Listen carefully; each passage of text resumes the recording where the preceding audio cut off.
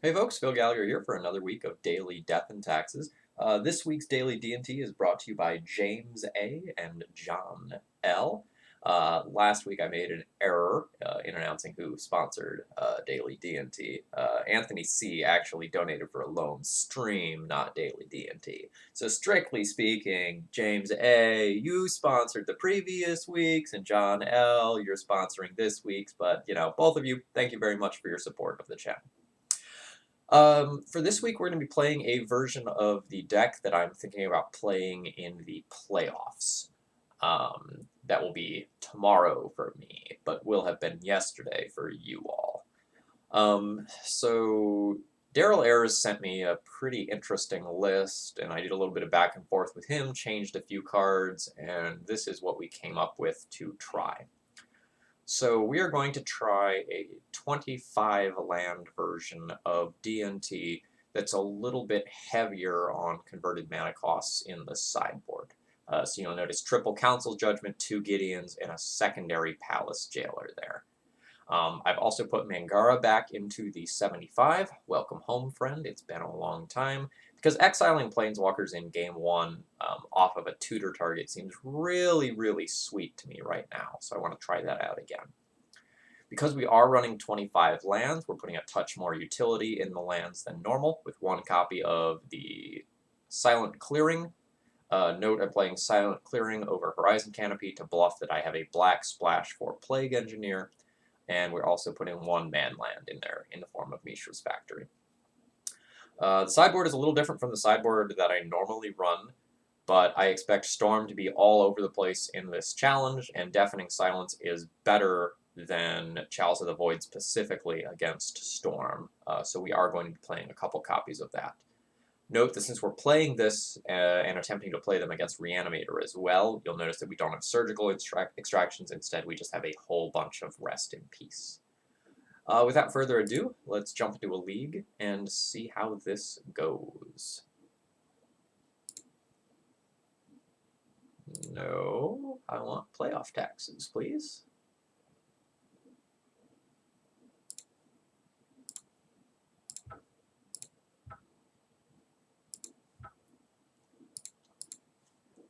Hope life is going well for all of you. I'm going to be going and playing lots and lots of Legacy, hopefully, this weekend. So I just streamed 4-color Loam this morning. Excuse me, 5-color Loam this morning. That video will be up on YouTube by the time that you all see this. And I'm looking to play 5 to 10 matches today, and then maybe the playoff event tomorrow as well.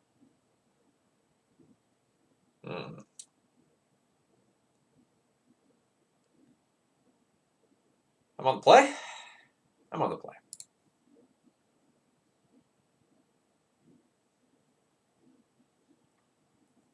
So I used to always mulligan these sorts of hands, out of fear that Vile wouldn't resolve. But when Vile resolves with these hands, it's just so crazy good.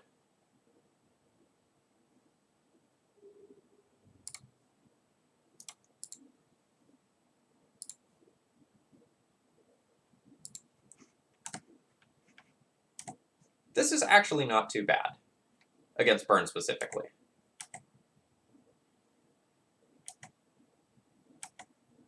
If they tap out for like an Eidolon, I'm going to have Mother of Runes with Thalia as well.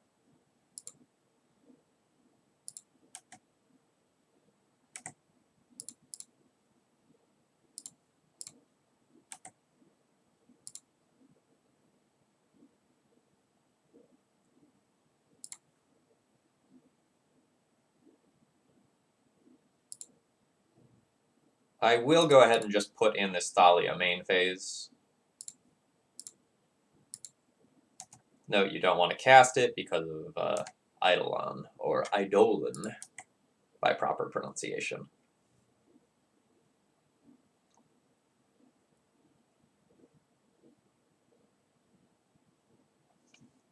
And we can go ahead and always yield to that.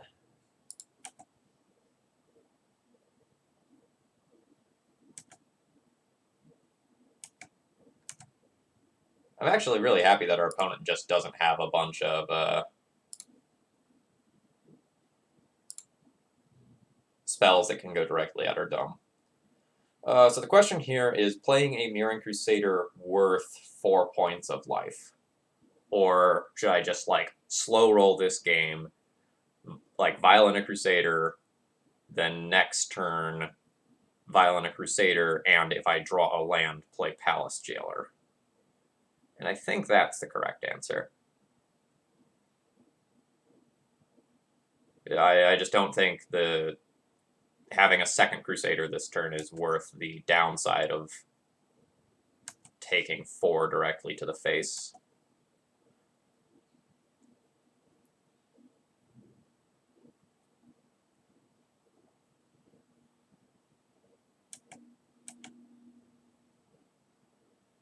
Oh, turning it all sideways.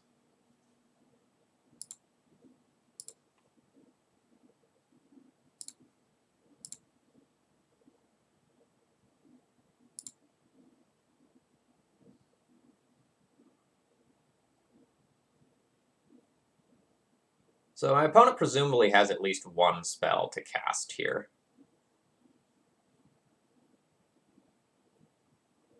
Maybe 2. So I have to figure out how I want to block. So the level 1 block is just like take both of the Eidolons off the table. But sort of then the level 2 block is make this block, and if my opponent casts a spell, end up giving this Mirroring Crusader protection from red. But I don't think I'm in any hurry, so I'm just going to take both of these off of the table, I think.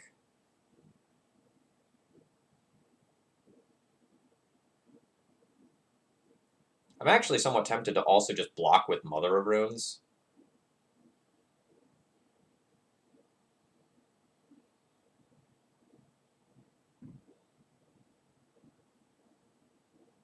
Go to first strike damage, kill both of these, and then give this pro-red. Like, protect the Mother from itself. Yeah, I think I am going to do that.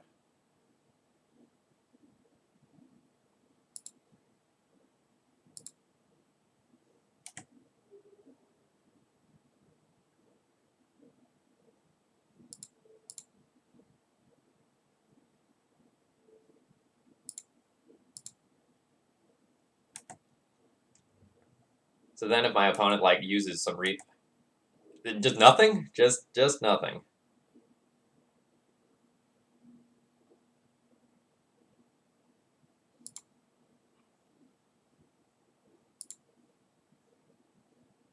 Ah, I drew the land, which is a little bit punishing. But that's fine.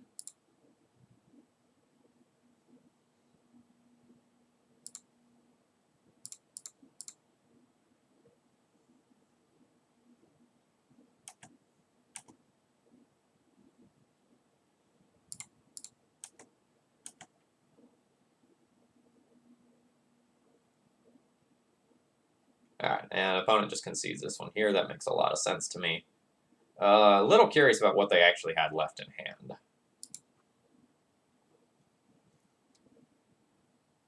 I don't think Deafening Silence is good here. Like, it can slow our opponent down, but that seems absolutely miserable when I'm on the draw. You know, insert snarky comment about how Chalice of the Void is better than Deafening Silence, but, you know, here we are. I'm playing this deck for, you know, a very specific purpose. I think Path to Exile is good. Council's Judgment is playable. I probably don't want 3, but I would consider boarding in, you know, a copy or 2 to just go and play. Sorry, let me rephrase that. To go and have an out to something like Sulfuric Vortex that comes down. We're going to have a lot of medium things versus Burn. I will probably board out a land. Like, this is a pain land. That's not where you want to be versus Burn. I would probably board out my Phyrexian Revokers as well. We're still left with some medium power level cards. So, like, Mangara, obviously not great. Palace Jailer, not great. Mirroring Crusader, pretty medium as well. So, I think it's between, like, boarding another Council's Judgment or Palace Jailer here. We're pretty light for the Burn matchup. I'll just board in another, like, removal spell that I can dump in off a vial. Notably, this one also deals with Eidolon without taking damage.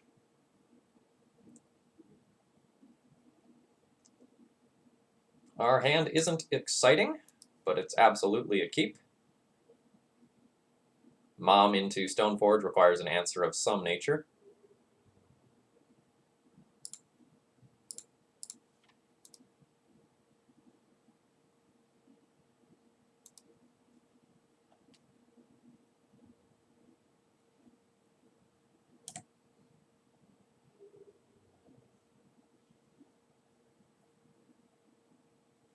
Alright, my mom has died. That's fine. My opponent has one land.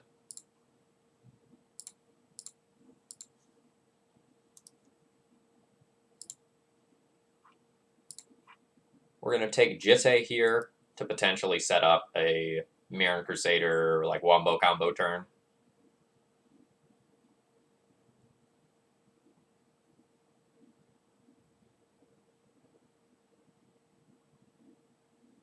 Note, I kind of think my opponent misplayed. I think pre-combat you attack with Swift Spear. There's probably no way that I'm going to go and block with that. Batterskull is a stupid, stupid draw there. Super pleased about that. That will be worth 2 life to do.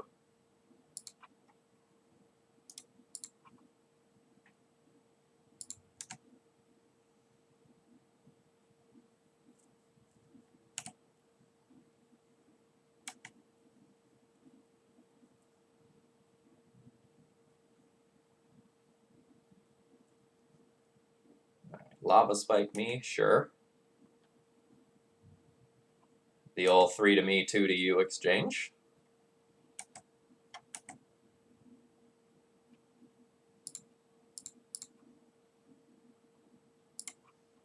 Alright, friend, you have Smash to Smithereens. You do have Smash to Smithereens. The bad news for you is I'm still getting Jitte counters.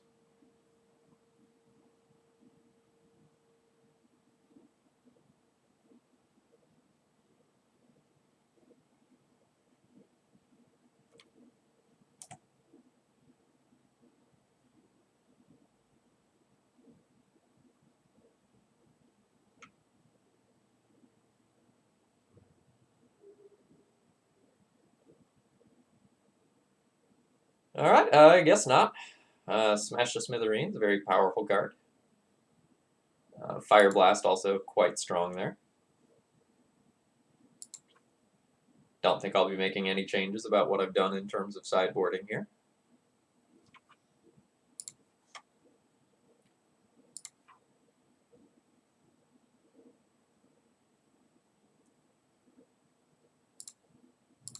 Other than an early removal spell, we've got a lot of great things going on with this hand.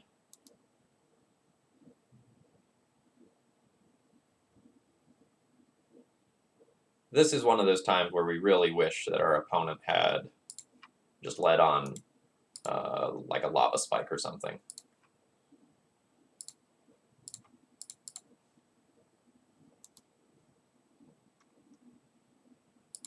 So, like, my opponent will probably, like, play land Lightning Bolt Thalia, and then I'll have... Oh, nope.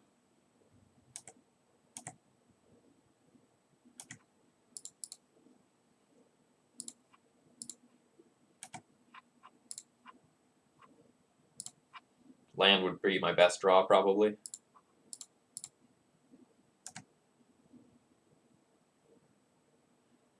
Am I swinging this Thalia?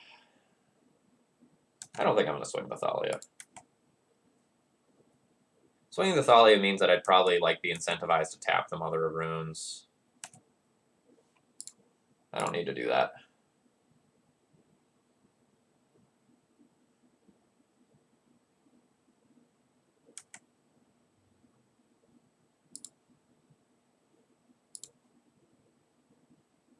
That's a slight annoyance on every level. The tempo cost of all of that is very high.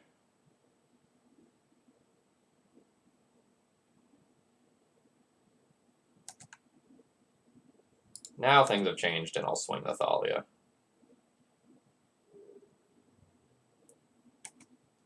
My hand just becomes very, very bad if I miss a land drop again. So I'm going to incentivize them to like attack with the Goblin Guide if they want to make me tap the Mother Runes, and they don't fall for it. Again?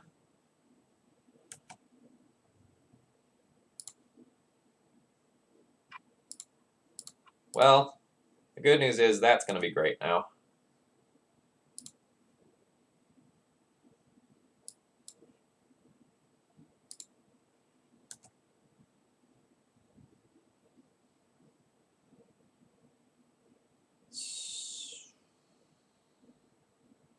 So I don't want to attack. I don't want to be incentivized to tap the Mother Runes on their turn until my Batterskull is in play.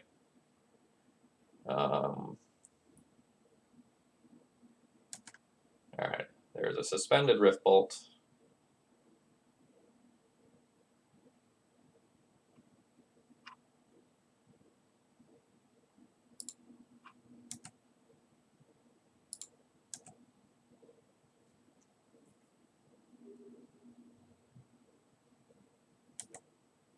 So this Rift Bolt is probably going to my dome. And then opponent would need like land and 2 1-drop 3 damage spells. Otherwise, I'd probably take this one down. Oh no, they had to pay 1 for the Rift Bolt. Okay, so they need a 3 damage spell for 1 mana and a Fire Blast to beat me. Otherwise, I'd probably gain 4 life off of Batterskull, and we're done.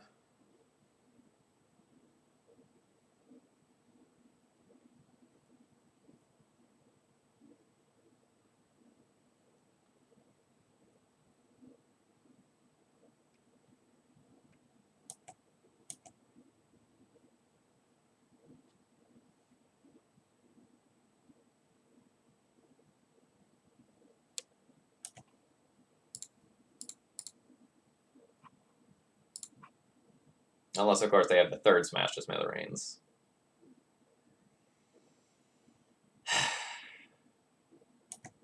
I mean, there's nothing I can do against a draw like that. Just absolutely nothing.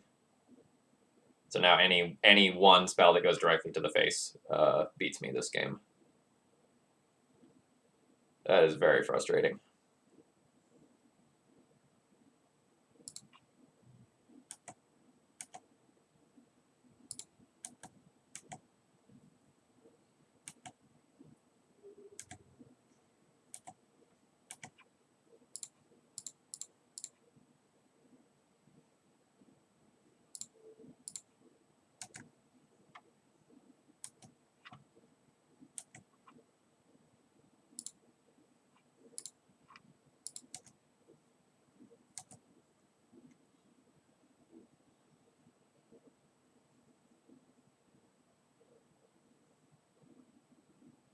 Is this just Sulfuric Vortex? No, alright. They had it all. Like, they have no manipulation to find those, and they drew 3 of presumably 4 Smash to Smithereens in 7, 10, 13 cards. Alright. GG's. We'll be back tomorrow.